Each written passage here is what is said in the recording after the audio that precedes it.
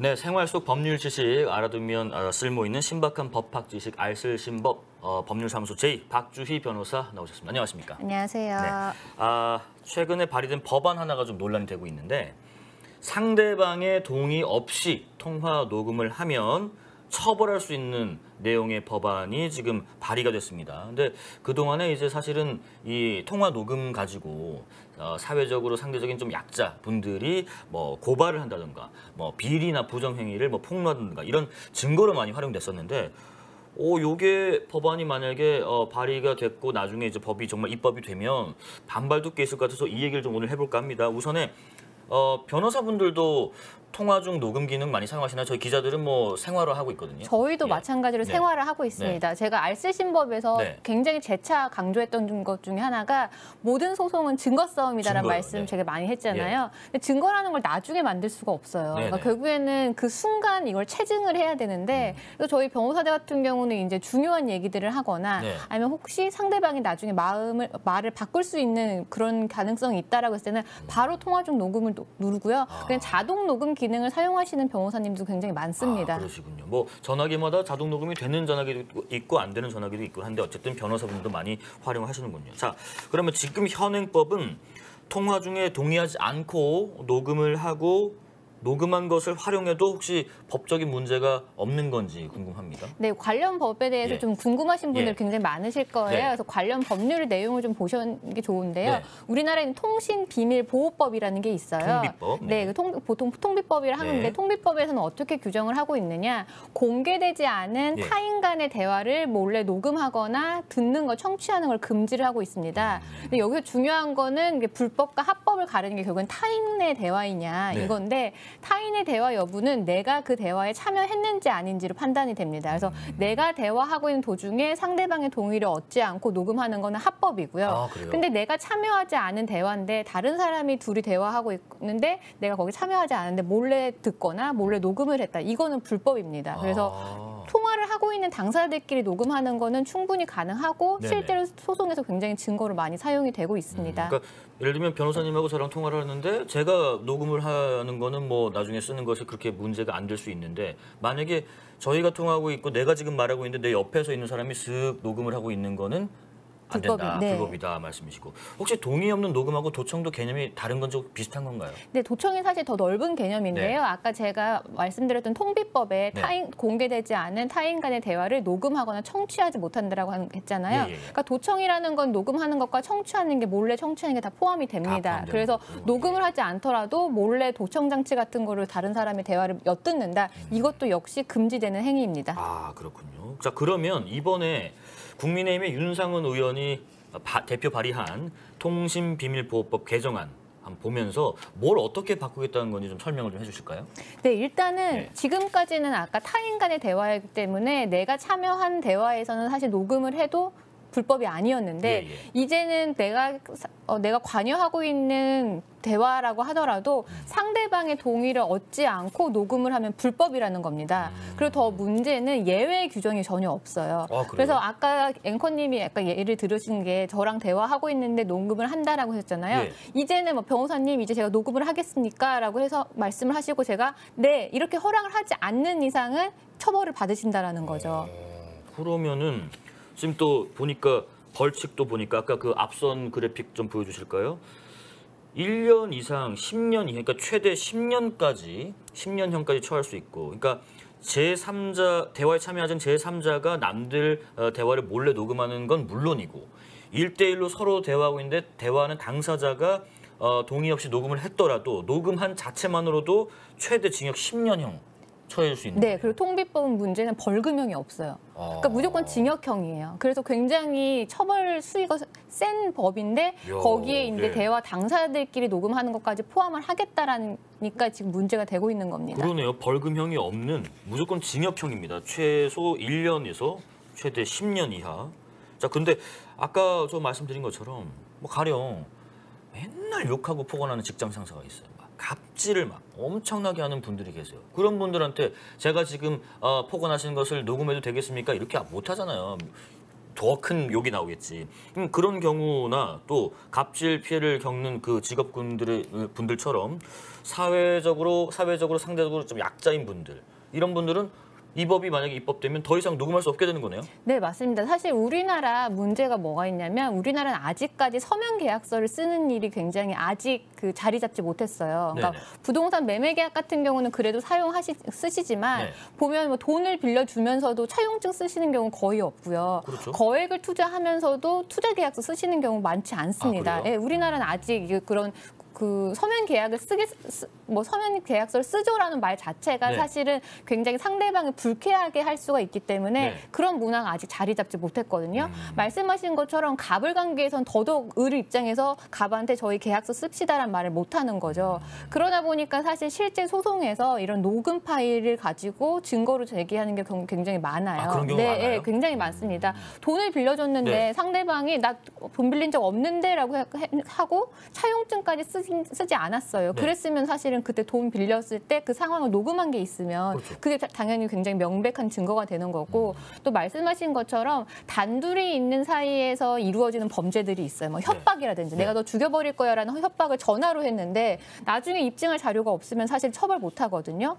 또 하나는 이제 성범죄 같은 경우는 굉장히 이제 피해자와 가해자만 있는 사이에서 발생하는 게 거의 성범죄인데 네. 그런 경우도 사실은 녹음이라든지 뭐 녹취라든지 이런 부분이 굉장히 주요한 증거로 사용이 되는데 이걸 금지한다라고 하면 사실은 앞으로 말씀하신 사회적 약자들이 증거를 수집하는 길이 굉장히 어려워집니다.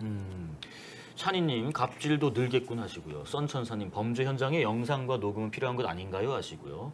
테리킴님, 허락받은 녹취는 합법 하시고, 약자를 위한 방어 수단이 아니라 강자를 위한 법인 것 같다라는 의견도 주십니다. 자, 그러면 이런 뭐 갑질, 뭐 이런 상사의 폭언 이런 거 말고 혹시 배우자의 어떤 외도 증거를 좀 잡기 위해서 이렇게 대화 내용을 몰래 녹음하는 경우도 있잖아요.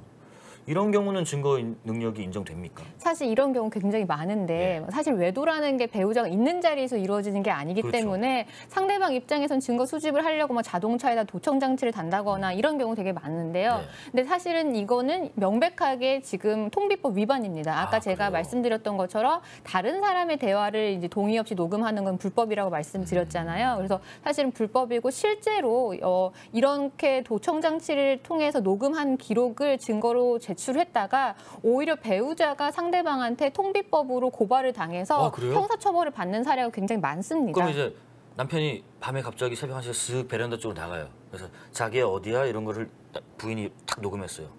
근데 그런 걸 냈을 때 나중에 걸릴 수 있다는 거예요? 그런 거는 대화라고 보기 어렵죠. 왜냐하면 상대방만 일방만 얘기를 하는 거죠. 네, 그러니까 도청 장치라는 건 둘이 주고받는 대화를 녹음을 했을 때인 거라서 보통 자동차에다가 뭐 도청 장치를 단다거나 아니면 그런 식으로 이제 녹취를 하는데 이런 자료를 냈을 때 그게 통비법 위반이기 때문에 오히려 그걸 제출한 배우자가 형사처벌을 받는 경우가 굉장히 많습니다. 그러면 나중에 이제 결국 이혼 수순까지 가게 되면 위자료 싸움에서는 그런 녹음해 놓은 게 그래도 있는 게 좋은 거 아닌가요? 그러니까 형사처벌, 예. 그러니까 형사적인 증거 능력과 네. 민사적인 증거 능력은 조금 다릅니다. 네. 형사 재판에서는 유죄, 무죄라는 걸 가리기 때문에 굉장히 증거를 볼 때 엄격하게 해요. 그래서 불법인 경우, 증거 같은 경우에는 증거 능력이 없다라고 명백하게 판단을 합니다. 그런데 이제 말씀하신 뭐 위자료라든지 이혼 소송이라든지 민사 소송에서는 판사에 좀 재량이 작용을 해요. 그래서 그 제출한 자료를 보고 그게 뭐 불법 녹음이라든지 뭐 그런 부분에 있어서 뭔가 위법성이 있다고 하더라도 판사 재량에 따라서 이 부분을 반영하는 경우도 있고 없는 경우도 있습니다. 그러면 우리가 그 윤상현 의원이 그 입법 발의를 했는데 해외 사례도 어떤지 한번 보겠습니다. 해외의 경우는 저는 이제 갤럭시 폰을 쓰지만 아이폰 같은 경우는 녹음 기능이 없어서 별도로 이렇게 앱을 다운받아서 돈 들여서 해야 되는 장치도 부착하고 해야 되는데 다른 나라 사례는 어떻습니까? 네, 미국의 경우에는 사실 주마다 다르잖아요. 네. 근데 비율적으로 따지면 미국에서도 이 녹음을 허용하는 나라가 75%가 넘습니다. 아, 그래요? 그리고 우리나라랑 법 체계가 굉장히 유사한 일본 같은 경우도 네. 동의 없는 녹음이 다 허용이 되고요. 네. 영국도 허용이 되고요. 근데 다만 프랑스 같은 경우는 동의 없는 녹음이 불법이고 근데 다만 프랑스는 예외 규정이 있어요. 공익적인 목적이 있거나 아니면 언론 보도를 위해서는 녹음을 할 수가 있고요. 독일 같은 경우는 상대방한테 동의를 얻으면 녹음을 할 수가 있습니다. 그래요? 독일은 좀 엄격하네. 상대방 동의가 있어야지 가능하고 미국은 10개가 넘는 주가 이제 불법이고 녹음 파일 소지만으로도 처벌받는 프랑스의 사례도 있고요. 영국과 일본은 상대방 동의 없이 가능하다. 우리랑 현재까지는 일단 비슷하네요.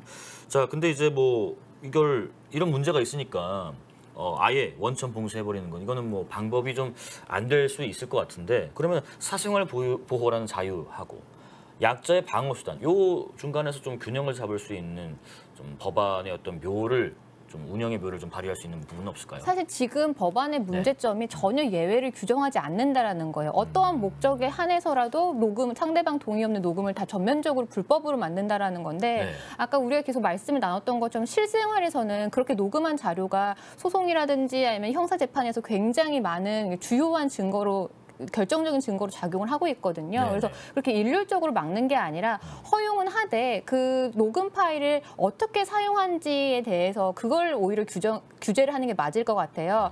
만약에 상대방 동의 없이 녹음을 했는데 그 녹음 자료를 아니면 공익적인 목적으로 제보를 한다라든지 아니면 보도를 한다라든지 아니면 재판에 사용하는 거는 당연히 합법성이 있기 때문에 그거는 오케이를 해주고, 근데 다만 그냥 이유 없이 녹음을 했는데 상대방이 그 녹음 파일에 상대방이 말실수를 한다라든지 아니면 상대방의 치부가 될 수 있는 내용이 있는데 그걸 아무 이유 없이 뭐 개인의 SNS에 올린다라든지 인터넷 게시판에 올린다라는 것 같은 경우는 사실은 그 녹음하는 거에 대해서는 합법성이라고 하더라도 그 활용 자체는 상대방의 권리를 침해하거나 상대방한테 피해를 끼칠 수 있는 부분이잖아요. 그래서 어떻게 활용하는지에 대해서 사실은 그걸 규제를 해야지 단순히 녹음하는 거를 아무 제한 없이 전면적으로 금지하는 거는 아니 현실을 많이 도외시한 개정안이 아닌가 그렇게 개인적으로 생각이 됩니다. 좀 간단한 예를 하나 들어볼게요. 공익적 목적으로 이제 동의 없이 녹음을 했고 어딘가에 올렸어요. 나는 이제 공익적으로 생각하는데 여기에 동의 없이 녹음을 당한 사람은 명예훼손이고 허위 사실이라고 생각을 해요. 저거는 일방적인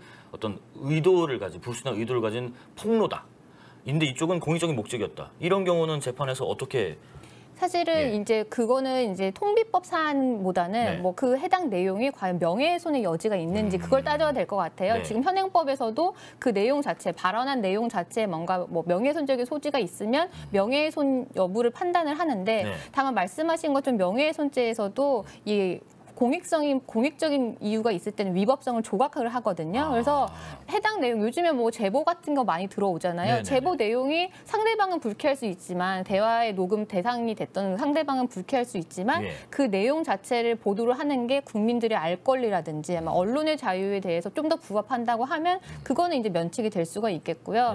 이렇게 제한 없는 이 무조건 전면적인 녹음이라든지 이런 거를 제한을 한다면 언론 보도에서도 굉장히 제약을 받을 수가 있어요. 예를 들면 맞아요.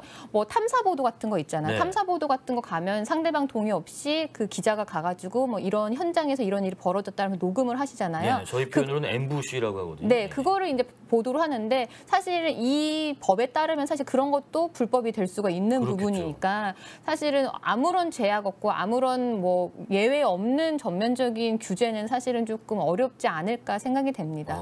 어렵네요. 한번 볼까요? 약자들에게는 영상 녹화와 녹취가 필요하다고 생각합니다. 라고 선천사님 말씀하시고, 박혜진님, 변호사님 명쾌하십니다. 라고 얘기 또 해주시고요.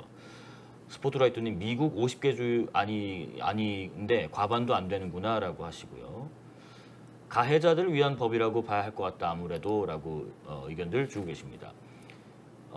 질문을 한 가지 하시는 찬이님, SNS 예방법인가요? 라고 물으시는데 무슨 의도죠? 저 이해가 안 갑니다. 자, 박주희 변호사의 알쓸 신법 오늘 여기까지 듣고요. 잠시 후에 8분 MG 계속 이어가겠습니다. 오늘 고생하셨습니다. 감사합니다. 감사합니다.